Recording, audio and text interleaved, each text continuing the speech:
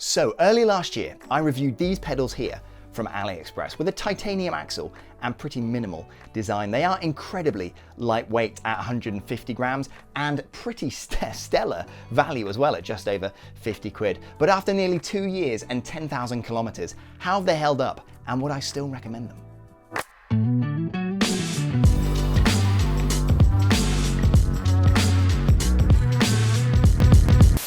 Right then, got a wicked sponsor for today's episode, Huel, ladies and gentlemen, which is awesome. I've used their stuff for ages. So yeah, I used to struggle to eat enough before heading out on big rides. I mean, I don't really like eating a big full meal just before going out and smashing it on the bike. And number two, yeah, I just struggle to find enough time to eat properly. I mean, you know what it's like when you're rushing around in the morning, getting your bike together and stuff. So after about an hour on the ride, my energy levels would really dip, and it's just not pleasant when you kind of come close to bonking out with low glycogen. So Huel is my go-to before getting out on the bike. It takes literally seconds to prepare, and I just kind of smash it back while I'm getting my kit together. Yeah, it's nutritionally balanced, so it's got all your protein, carbs, vitamins and minerals and stuff. But importantly for me, it's light on the stomach and super easy to digest while you're kind of cycling around. So I've tried the regular powder, the ready to drink bottles, which are even more convenient, but I've recently switched over to their black edition, which is gluten-free and it's got more protein in than the regular powder. And as with all the Huel stuff, it's completely plant-based as well, which is yeah, pretty cool. So if you wanted to check them out, you can use my link in the description below and get yourself set up with some black edition powder and also get a free shaker and a t-shirt as well. So yeah, win-win. Anyway, enough of that. And let's check out these pedals.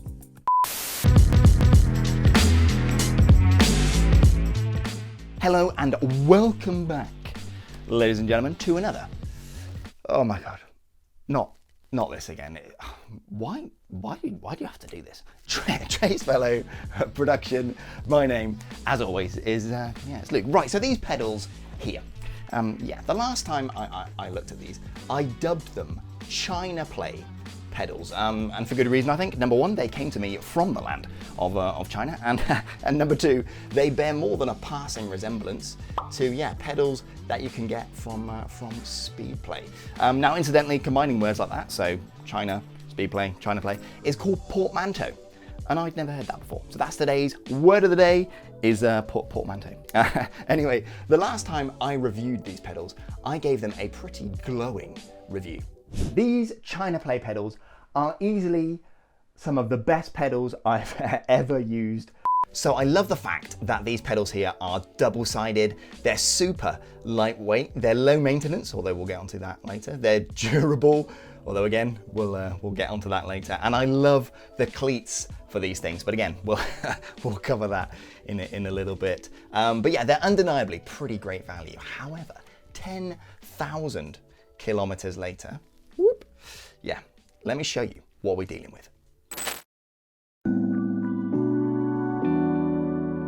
Right then, this is a pretty box fresh version of these Chinaplay pedals. So I used this one here for about 5 minutes last year, something like that. So it's got about 3 or 4 kilometers on. So let's compare this basically new one to this one here, which has done 10,000 kilometers. So from a visual standpoint, there's not a massive difference between them. Just seems like a little bit more paint has been scuffed off this used one on the pedal body. And the bearings inside these used ones are still in really decent shape as well. So they're the original bearings that they came with. I haven't replaced them or anything like that. And they still spin nice and smoothly on both of the used pedals.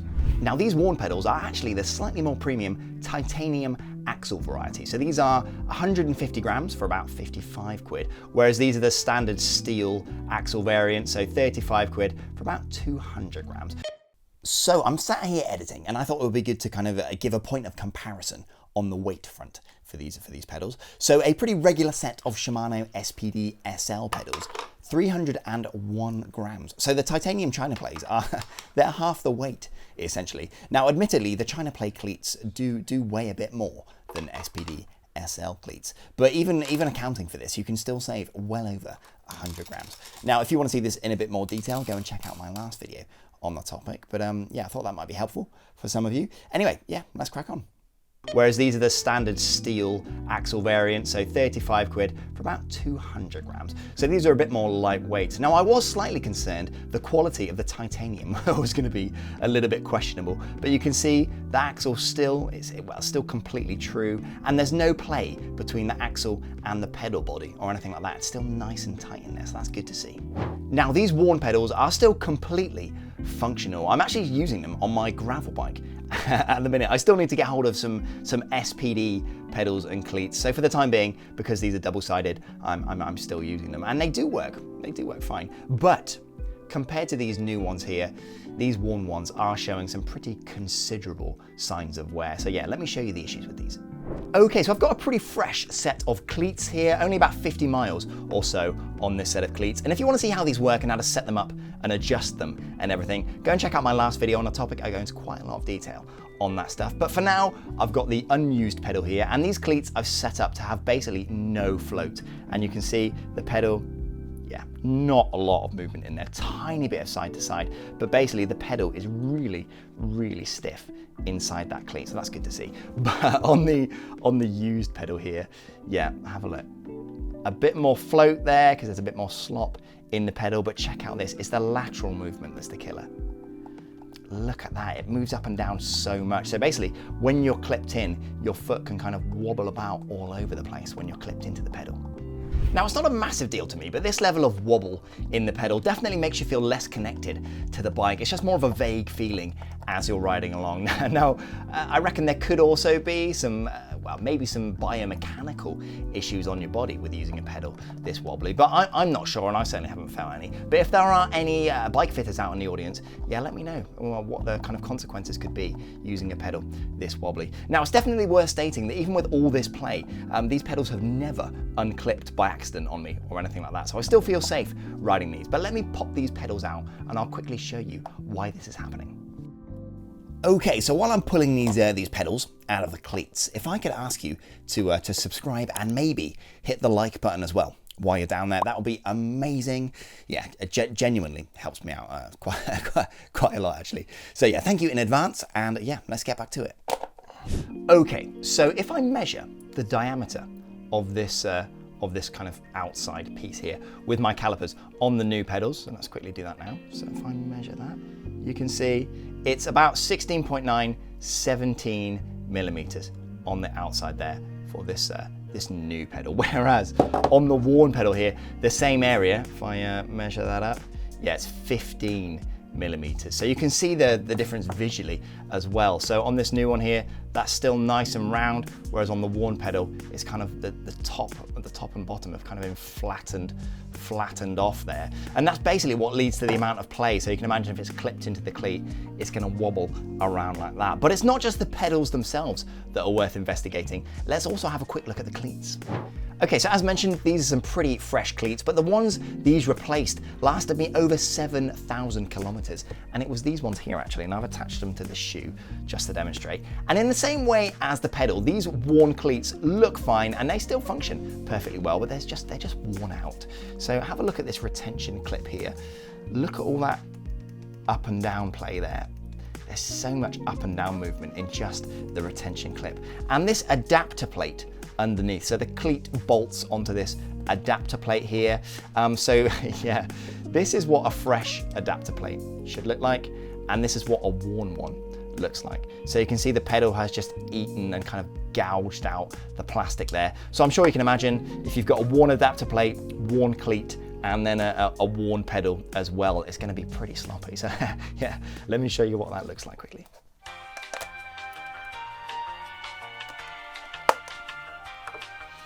Right, so this setup functions properly, and like I said, I've never had one of these unclip on me kind of unintentionally, but just look at all that slop there. So much movement. I mean, that should be that should be nice and tight in there, but yeah, just so much slop. And if I compare that to a relatively kind of well-used Lookalike pedal and cleats here, so these have got a few thousand miles on them, yeah, nice and tight in there. So yeah, virtually no slop at all. So yeah, this setup here with all this kind of wear and slop there, not particularly confidence inspiring. Right then, some pretty dramatic levels of play in these worn Chinaplay pedals, I'm sure you'll agree. But before you write these off, it's worth noting that genuine Speedplay pedals suffer from basically, well, very similar issues to these ones. So the plastic on either side of the Speedplay pedals has a tendency to wear out in basically the same way as the aluminium on either side of these Chinaplay pedals here, and the cleats wear out in the same way too. In fact, it's such a known issue that you can buy steel protector plates to stop the pedal itself on Speedplays from gouging out that plastic adapter plate on the bottom, or in the case of Speedplay specific shoes, to prevent the Speedplay pedal from gouging out the sole of your expensive cycle shoes. Now, with all that in mind, do I still recommend picking up a pair of these Chinaplay pedals? Well, yes, actually I do. I still really like this pedal system, and to mirror what I said in the last episode, these are still some of the, well, they are my favorite pedals that I've ever bought actually. However, having spent the last 10,000 kilometers riding them, there are definitely some things that I would recommend if you've got a set of these already or you're thinking of picking some up. Right, tip number one, replace the cleats here about every 2,000 to 3,000 miles. They'll probably still be completely functional when you take them off, but like I've shown, the retention clip has a tendency to wear out and it introduces quite a lot of play. Plus, these are only a few quid on AliExpress, so when you buy the pedals, stock up on a few pairs of these as well. Number two, buy one of those steel protector plates that I showed earlier. It's really going to prevent the pedal from gouging out the adapter plate or the bottom of your shoe. And again, it's going to reduce the amount of play in the pedal. Number three, try to clean the pedal and the cleats on a kind of regular basis. I certainly didn't, and it definitely sped up the amount of wear and abrasion on the pedal system. So yeah, keep them clean and they'll definitely last longer than mine did here, that's for sure.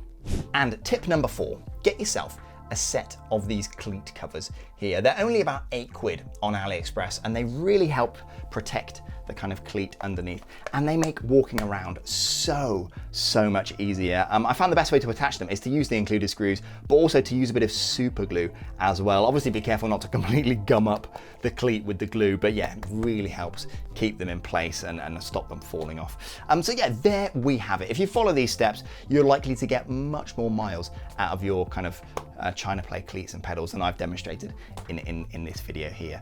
Because as I said, I do really like these pedals, so it's definitely worth it if you ask me. Now, I mentioned this in the last episode, but if you race or ride competitively, you can't adjust the release tension on these, so I'd probably give them a miss. But for a great value pedal that's super lightweight and really easy to use, yeah, for the casual rider, these are definitely worth a look. Now, to wrap up, I was looking at comments on the last review of these that I did, and there were a number of people that were really struggling to clip in for the first time using this pedal system. Now, what I would say is that fresh out of the box, the retention clip is really quite stout, and especially compared to something like SPD-SL, they are quite difficult to clip into the first time. And much like Speedplays, these pedals have a break-in period as well. So here is some advice for those of you that are struggling. Right, firstly, put a little bit of oil around the retention clip in there, and then get a screwdriver or something, and I'll quickly demonstrate. And make sure the retention clip itself can actually move. So you can see it can move there. Check it can move on both sides. You're basically making sure the retention clip isn't binding in there and can actually move. Then once that's done, put both pedals on the bike, get outside and stand up out of the saddle. Put all your weight through one side and then kind of wiggle your foot over the pedal. It will eventually clip in, and then once it does, you'll want to clip in and out about kind of like 10, well, maybe 15, 20 times, something like that, just to break in that retention clip in there. Do that both sides and you're basically good to go. So just be persistent. I've used 2 of these pedal systems now on various bikes, and they're both quite difficult to clip into the first time. But yeah, just be persistent and they will work. Anyway, that's all we've got time for today. So I hope you enjoyed this little revisit that I've done. Yeah, so subscribe if you like this kind of stuff. Hit the like button if you enjoyed this video. And if you've got any questions or comments for me about this pedal system, then yeah, definitely let me know in the comments down below. Right, it's like 27 degrees C out there at the minute, and I'm actually presenting in shorts which I've not done before. So yeah, I'm gonna go out on a bike ride because I think I deserve it. Right, well, all that aside, I will see you all in the next episode. So ciao, ciao.